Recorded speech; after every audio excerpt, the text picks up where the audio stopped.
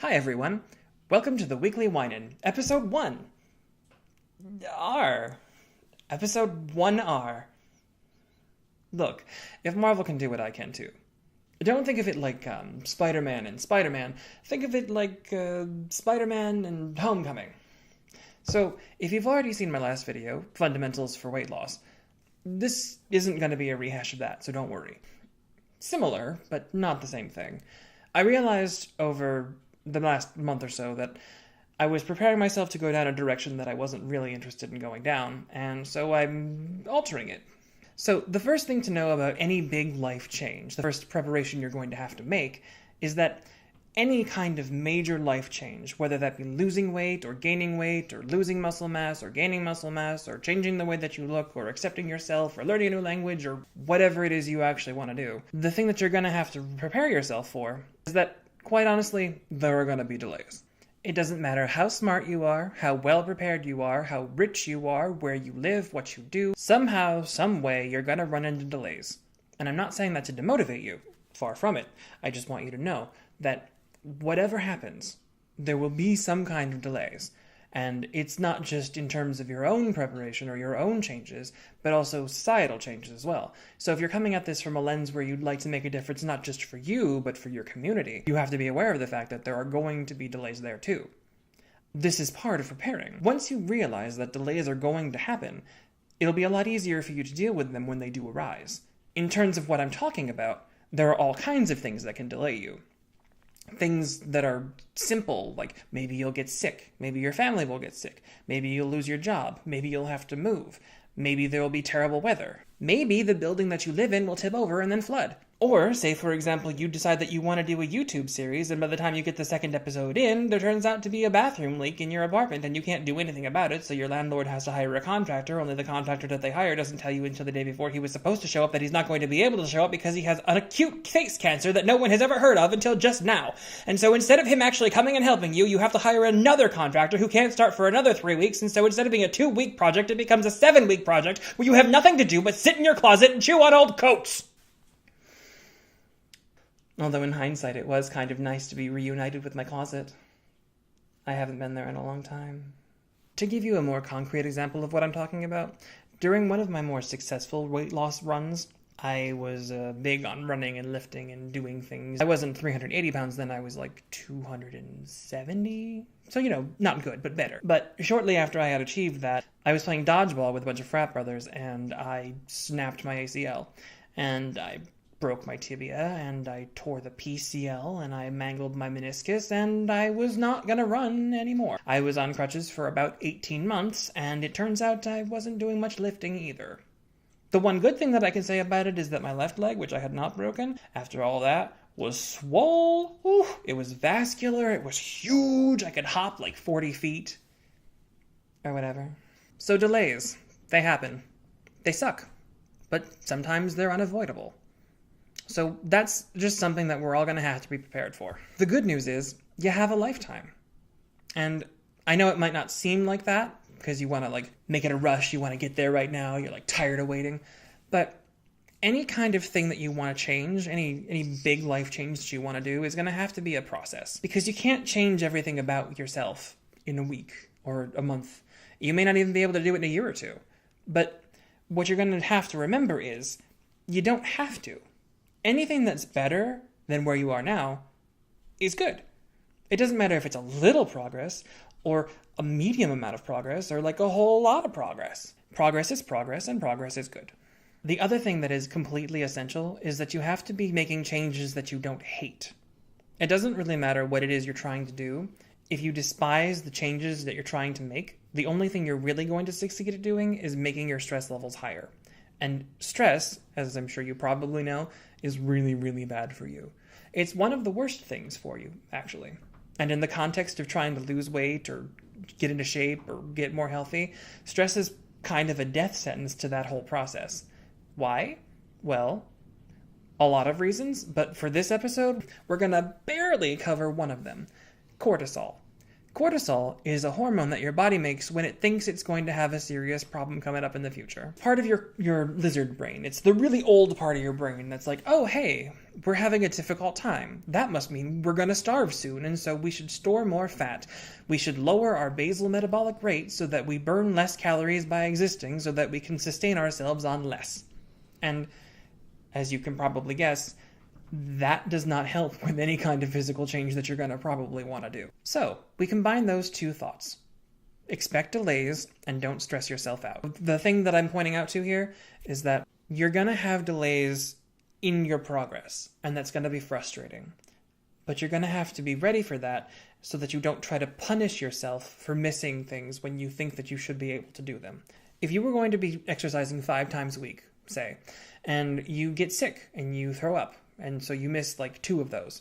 Next week, don't try to do it 7 times. Don't try to double up to make up for what you've missed. Because what's going to end up happening with that is your body is going to think, oh, something bad has happened, I'm going to have to work harder. And your body is going to treat that as a stress response.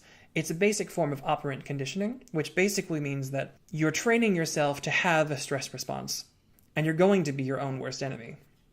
In the event that a delay does happen, and it will, don't let yourself get into the habit of saying, oh, well, I'll just work twice as hard next time. Instead, give yourself a pass. Say, all right, I missed that one. Next one I'm supposed to do this, I'll do this. So instead of working 7 times, work the 5 like you were supposed to. Do the exercises you were going to do. Eat the same amount you were going to do. Don't try to cut it in half. Don't try to make up for it. There's really no way to do that.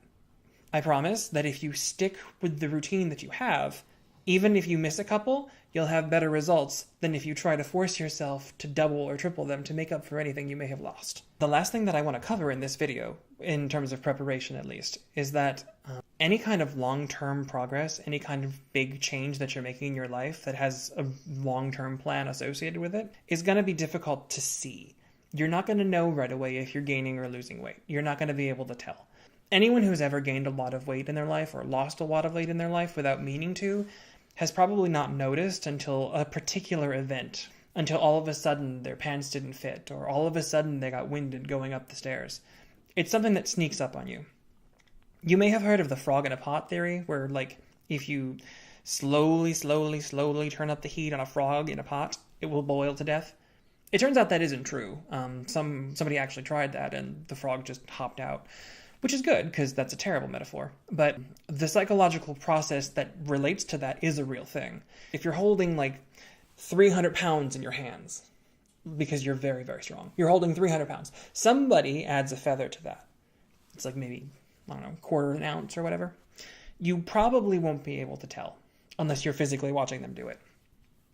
And the more weight you have, or the more strength you have, the harder it's going to be for you to tell that these things are happening.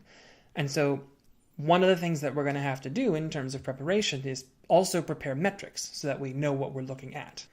I'm definitely going to have to do another video on this at some point, because if I tried to talk about all of them, I would probably go for like another 30 minutes or whatever, and I'm sure you're probably bored of looking at this really cool background. The truth is, there's a bunch of them that are useful, but a bunch of them that really aren't. So I'm going to cover one that kind of isn't, and then 3 that kind of are, but it won't be too in-depth because we're going to have to go over it again anyway.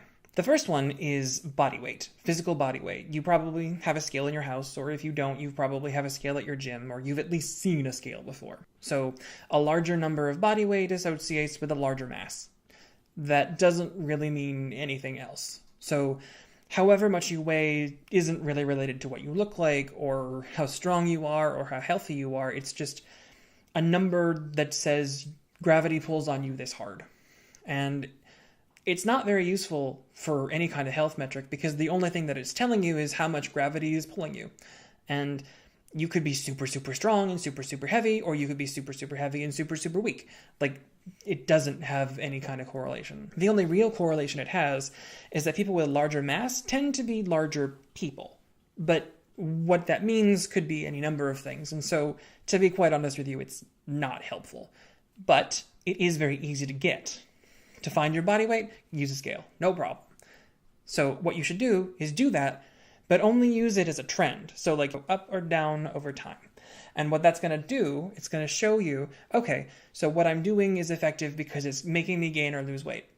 But, you know, you're going to have to use other metrics, so that's not going to be useful information for you.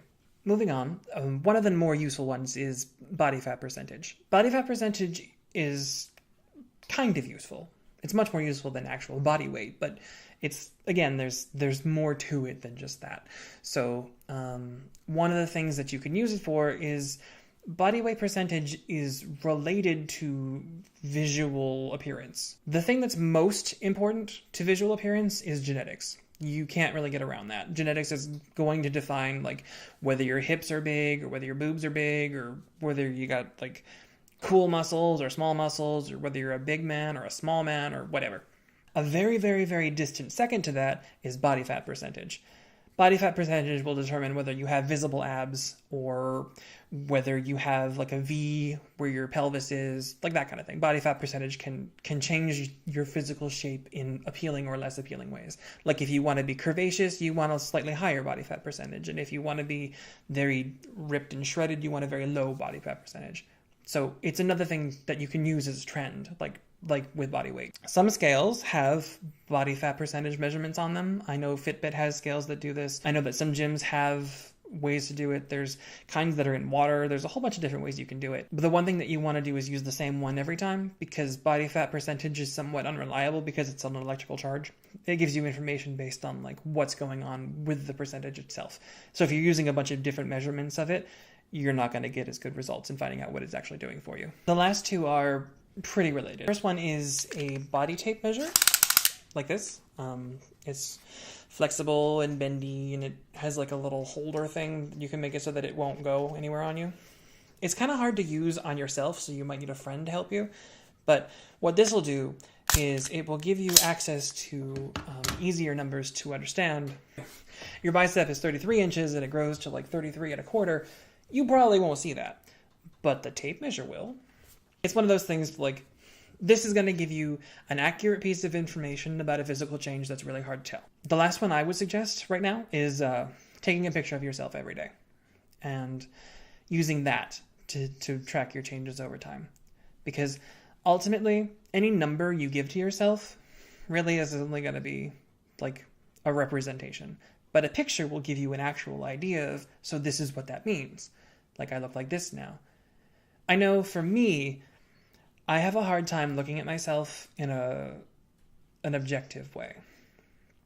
It's a little bit personal to talk about this kind of thing, but when I look at myself in the mirror, the only thing I ever see is kind of like Shrek, only just, pale instead of green. I don't notice if I look better or worse. I always think I look terrible. And that's it's kind of sad, but